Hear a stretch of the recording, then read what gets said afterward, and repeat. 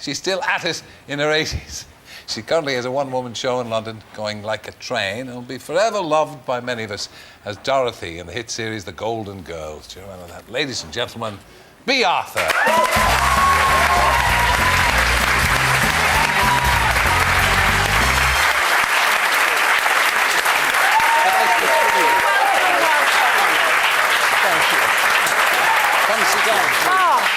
Sit down with us, Bea. We are going to talk about your one-woman show later on in the show. Oh, and I have to terrific. say, from me, congratulations.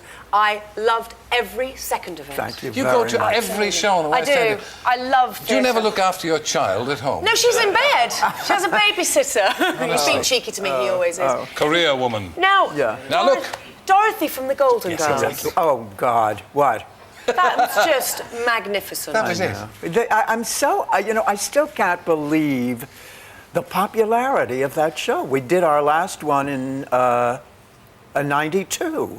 That Is it was that 11 long years ago? ago. 11 years ago. But it's still And shown all over the it's, world. It's a cult classic, you know. At the time, when you started it, sometimes actors have a feeling for a show. Did you feel that it was going to be the worldwide hit that Oh, it turned no, I out? tell you, I wasn't even thinking about that. I just knew that I read the first script and I thought, my God, what a piece of writing this is. I mean, as I say in the show, you know, it was so adult and literate and daring and just kind of marvelous and funny, you know. But it was so forthright and said things that you often hadn't seen in that type of show before. I know. Very daring. But we had done that in another series that I did, which was not shown here in London, the thing called Maud. Maud, Yes. But it was the same idea of really tackling subjects that hadn't been tackled before. I mean, as a matter of fact, on Maud, as a 48-year-old woman, I had an abortion on a comedy show. I mean, prior to that, not only did no one ever have an abortion, but no one even discussed it, you know. And it was funny. It was very funny. You didn't, the character of Dorothy, you don't feel it's been a kind of weight around your neck? No, it's lovely. It's been a nice leveler, you know. Yeah. It's nice. People talk to you as if you were Dorothy, presumably. in the Yes, street. that's true. But I think I can't, I mean, I hate people who say, oh, I'm being typecast, you know, isn't that terrible? It isn't. It's wonderful. It's wonderful. Do you ever watch The Golden Girls again? I tell you, sometimes I never watched it while I did it. No. Because I was always afraid that it might, you know, cripple me in some way. I never watched this for the same reason. No, but I sometimes now, if I wake in the middle of the night and it's on, and I see it, and I think, my God, that is wonderful. It was, and so you should. The relationship between Dorothy and her mother, I thought, was one of the great comic pairings ever. I mean, but there's nothing like it elsewhere. And then, of course, Estelle Estelle, who played your mother, wasn't it? She got made up to look older. Yeah. She was younger than anybody else in the show. Not really. We were all... I see. No, the only one who was younger, and she was younger by about 10 years, was Rue. Yeah. But Betty and Estelle and I are pretty much the same age. Yeah. Now we're going to talk to you about your one-woman show just a little bit later on. I'm so glad. Please stay with us on these new cities which we've had put in specially for you. He's very cheeky. I am so sorry. What does he want me to do? Oh, I want he'd you love to you to stay there, All right. please. Please do. Thanks. Ladies and gentlemen, Bea Arthur.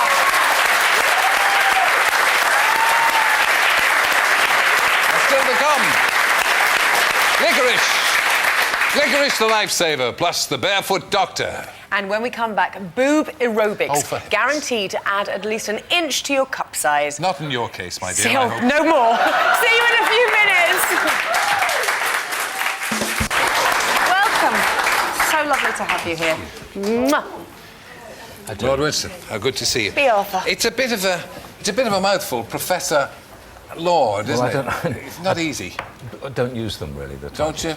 Well, modesty for fools. Well, it's quite useful getting into one or two restaurants in London, perhaps. Yeah. That's perhaps its only benefit. About the sake. Good. So it's too big a question to ask you how the human mind works. But what is the first thing to address when talking about the human mind? Well, I think the interesting thing is that you've got this thing here, which weighs 3.5 pounds, which is inside each one of us, and it makes us uniquely what we are. It's got our memories, where we've been, our character, who we hated, who we loved, and it's extraordinarily mysterious. And I suppose if you're looking scientifically, this is the last great unsolved frontier, what the mind is. And so I think it was inevitable that at some point we were going to have to make a television program about the mind. And of course the fact that nobody knows much about it. Well, apart from yourself. Well, no, I don't. I'm not a neurobiologist, but I mean, neurobiology is making great strides because we've now got all sorts of techniques, magnetic resonance imaging, looking at brain waves, looking at electrical signals from the brain. So for example, you can put somebody in a scanner and you can work out whether or not they are seeing a face which they regard as being trustworthy or untrustworthy. So we can see how the brain makes those sorts of judgments. That's amazing. Can we have just a brief look at the new series?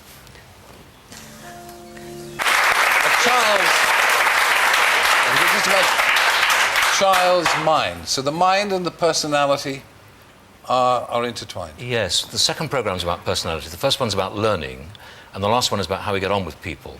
And I think the interesting thing is that for a long time, people have tended to assume that we're sort of genetically determined and that's the way we're born and that's how we are. But the truth is that what these programs show is that we can change our mind. We can change the sort of people we are. We can improve ourselves.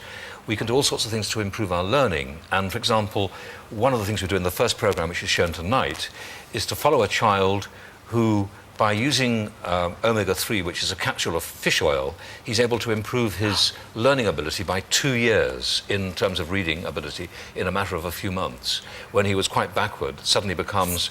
He suddenly says absolutely. But you're going to have the same effect on fish oils now as Delia Smith had on sea salt. Well, but there really is something in fish oils. But it's also quite when you're extraordinary because pregnant, the brain needs those fats. When you're pregnant, is it true that you should take fish oils to improve the fetus's Possibly. brain? Actually, in fact, there's a study at Oxford University which also shows that you can change the prisoner's mindset in prison.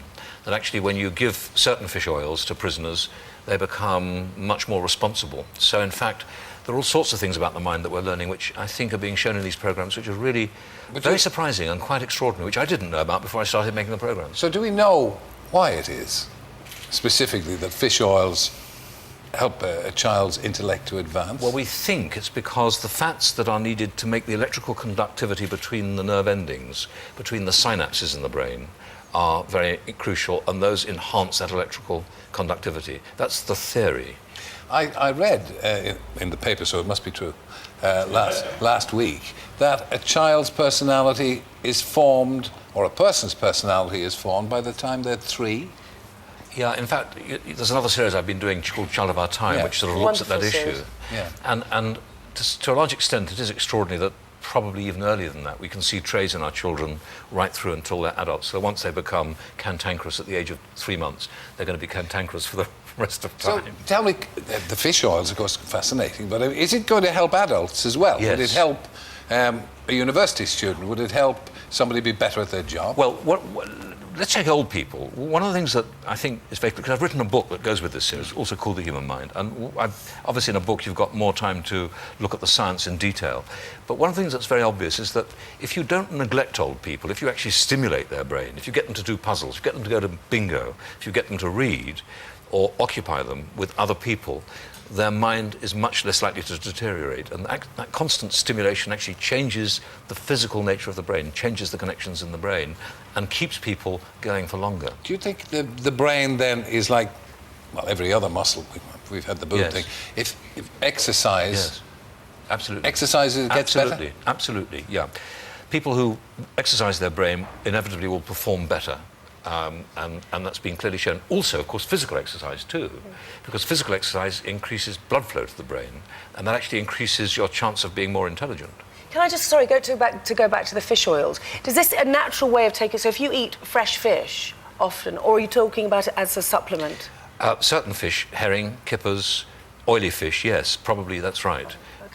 You can do much of that. Cod liver oil, of course, was what we were given as children. We didn't understand why it was given, but actually there's a reason to it, turns out. Wonderful. Oh. Can I just ask you one thing? As perhaps the most prominent medical or scientific figure that we have on our television, and have had for some years now, do people within the medical or scientific field, are they jealous of you? Do they think that you're diminishing your considerable intellect and expertise by appearing on television? I think they did at one time, Terry, a bit. I think there was a feeling that, you know, I was sensationalizing or popularizing or being a personality cult.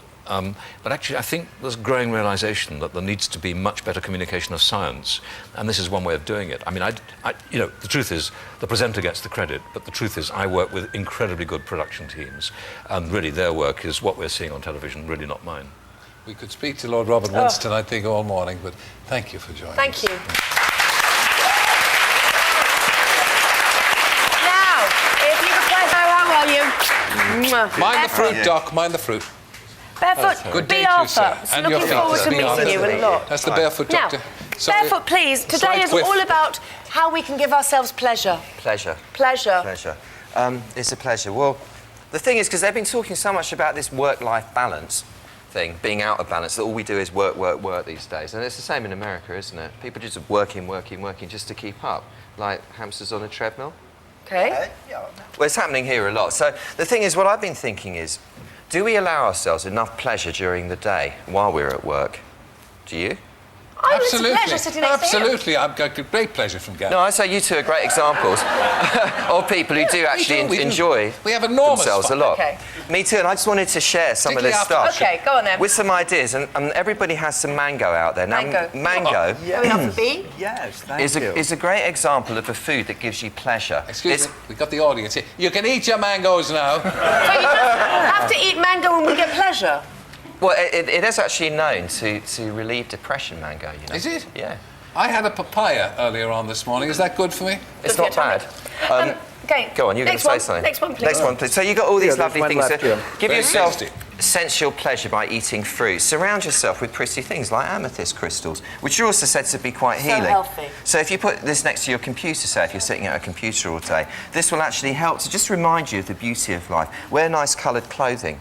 Things that cheer you up. Yeah, wear nice coloured clothing. Yeah, wear nice colour glue. Smells. Is this yours? No, it's yours. What is it? Well, Sorry, yeah, come on. jasmine, smell that.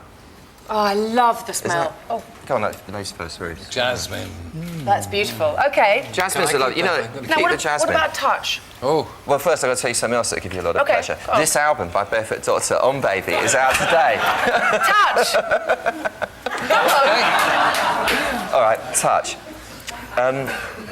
We don't touch each other enough, do we? No, we don't. Sorry. We hardly know each other, so why would we? oh, go on, touch away. So, like, you can give yourself pleasure by touching yourself. Okay. As we all So know. are we all going to join in? Isn't that Okay. a little This is naughty? not going to be disgusting, is it? No, I Naughty. promise. No, I do have a I'm sense not of playing if decorum. it's going to be disgusting. Come on. This is called harmonising fire and water, and it's an old Chinese technique where you take your fingers and put them in the centre of your chest like so. And then you let your hands stroke down very, very lightly to your pubic bone, separate them, up over the breasts or pectoral muscles, back to the centre and down again. And you repeat this very lightly and sensuously. Come on, everybody. Join in. Someone join in. It's very nice.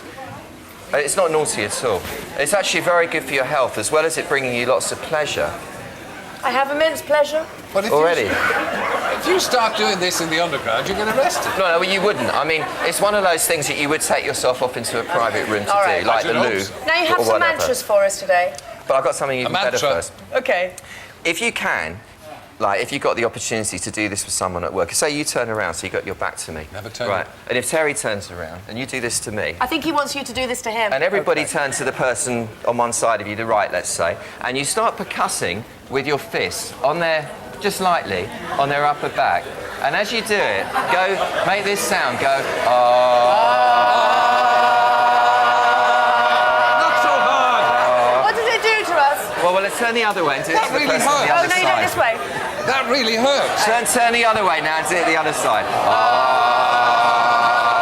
is this doing for us? What's it doing for us? What's that doing? What did that do?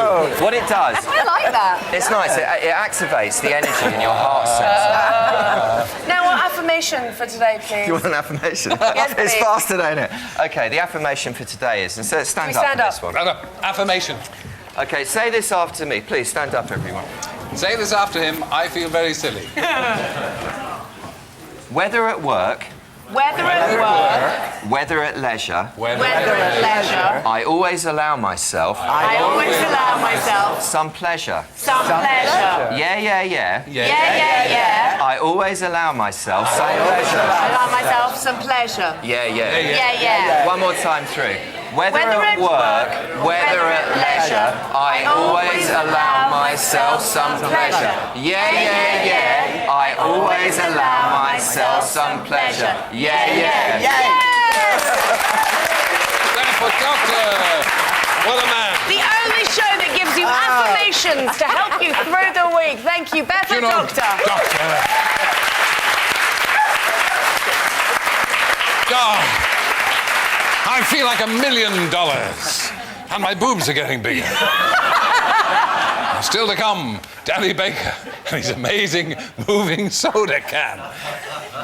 Plus guaranteed bigger breasts. It's more boob aerobics when we come back. We'll see you after the break.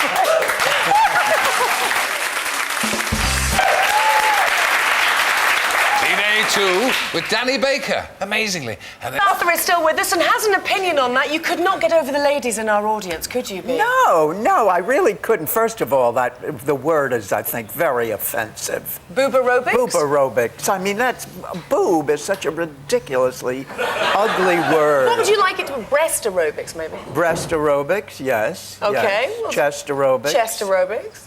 but Zuma something- aerobics.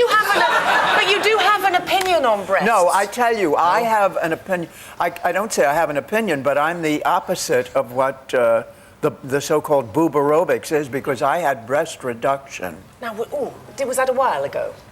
A few years ago? No, quite, maybe 10 years ago. Was it painful? Excuse Not me, at your all. body language is amazing while you're I doing know, I this. just went, oh! So it wasn't. No, not at all, not at all. I think it's one of the best things I ever did. I mentioned Really? in my show that at one time I had enormous breasts.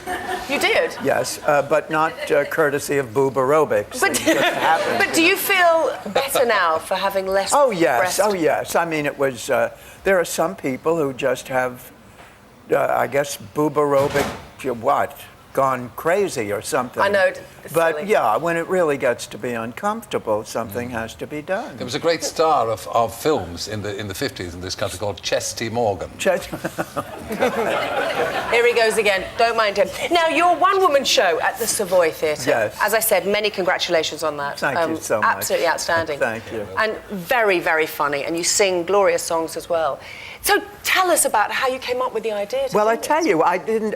My Billy Goldenberg, who plays piano for me and who was also the co-author, had been after me to do the show, to do a one-woman show for ever since we met.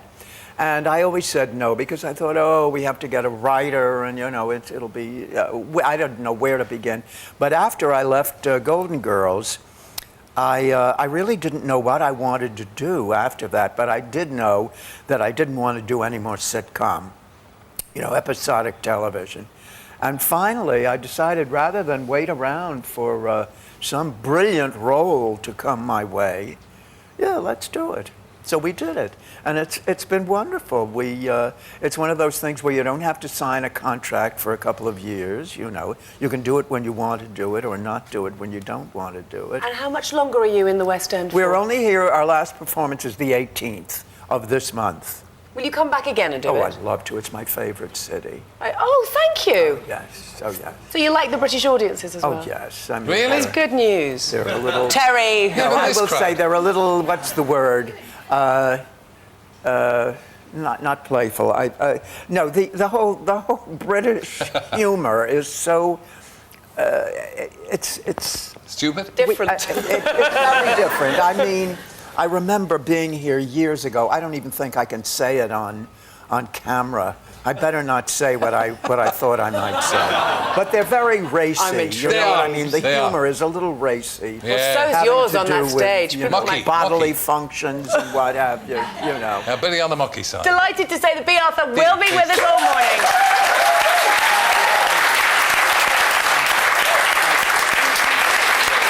The Egyptians, the Romans, the Greeks, the Assyrians, the Babylonians. Look about it, and she doesn't like it. Right, thank you. Thank you. Okay. Now, excuse me, I haven't... Ms. Arthur, I feel such a lightweight, which is not a term that comes easy to me. How are you? Do you like licorice? I used to call it Spanish. Am I the only person who ever called licorice Spanish? Yeah. Yes. Used to go, yeah, okay. Yeah, you are. Yeah, I love it. I absolutely adore it. It's delish. Danny. Go on. Why are hot dogs so called, says Simon Hall in Preston? Well, no surprise to find out that the hot dog, of course, is an invention of Ms. Arthur's nation. However, it was brought over with the Germans as a bratwurst in a sandwich, and it was sold at baseball games. Now, when you think of it, it's not such a term that's confusing, because what dog does a hot dog look like? A bit like a sausage dog. A sausage dog called the Dachshund. They used to be called hot Dachshunds. And at the baseball games, there was a cartoonist called Tad Dorgan looking for a new character in 1906, and he went home and did the adventures of Dorgan, the hot Dachshund. But Dachshund was unwieldy for the masthead on his little cartoon strip, so he just made it the hot dog. What? And hot dog replaced a hot Dachshund, which is the dog they're supposed to look like, thus the hot dog, ladies and Thank gentlemen. you. Tad Dorgan. Bannister from Crawley. Why don't woodpeckers get headaches? Tremendous question. Why don't woodpeckers get headaches? Now, let us... Firstly, woodpeckers are real things. Some people think they're not real things, like fairies, elves and Eskimos. But they are real things. But the headache, I don't know about. I get maybe... Terry, what do you get? Well, 1, 2, 3 headaches a year, perhaps. My wife... Never get one at all, but we have fairies at the bottom of our garden. Do you really? And woodpeckers. And woodpeckers. Well, the thing, and you believe in both. Good man. So, what we've got here is the headache. Does the headache exist? Because my wife eats Nurofen when she's bored. Oh, I've got a headache. And I don't believe a woman... Women like lots of headache stuff. Why doesn't the woodpecker get headaches, male or female, is because its beak is not attached to its head. There is a membrane around here that acts like a shock absorber. So while the woodpecker is going dong, dong, dong, it all gets... Nature has put in a real good shock absorber, a very thick skull, make your own joke up there, and while a woodpecker does its work with a beak like a chisel, it actually doesn't vibrate through the skull because it has this membrane all around here that absorbs it. Yeah, but how do you know that it doesn't, that they don't get headaches? I went out with a woodpecker for 6 months once, and never did she refuse me. Okay. The only gal who never refused me, never had a headache.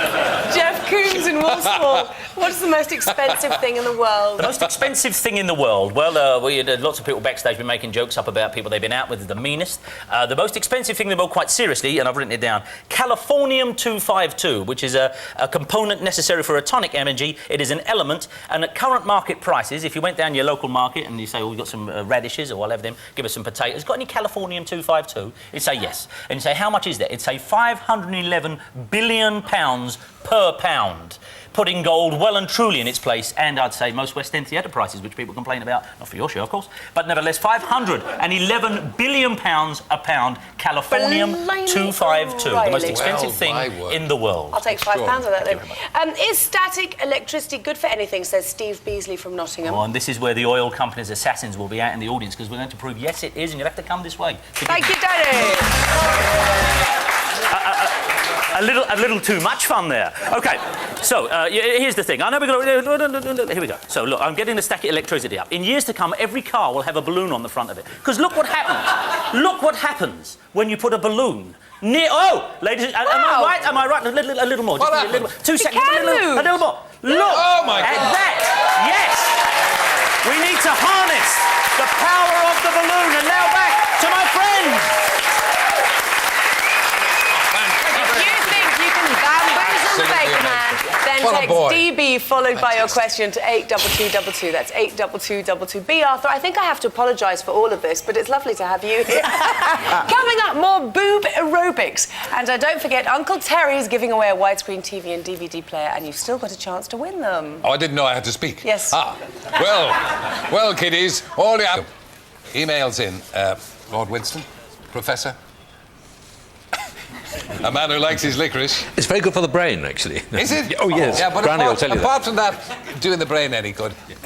Jacqueline in Worcester wants to know how she can improve her memory. Is there any quick fix? By memorising things, you learn more things. So one of the things we show is that actually if you remember where you've been and relate that to an object, you can remember the object better. And that's how the world champion memorises cards. So he can memorise 5 packs of playing cards, 10 packs of playing cards in order, within 20 minutes of looking at them, by recognising each card as a separate place that he's visited.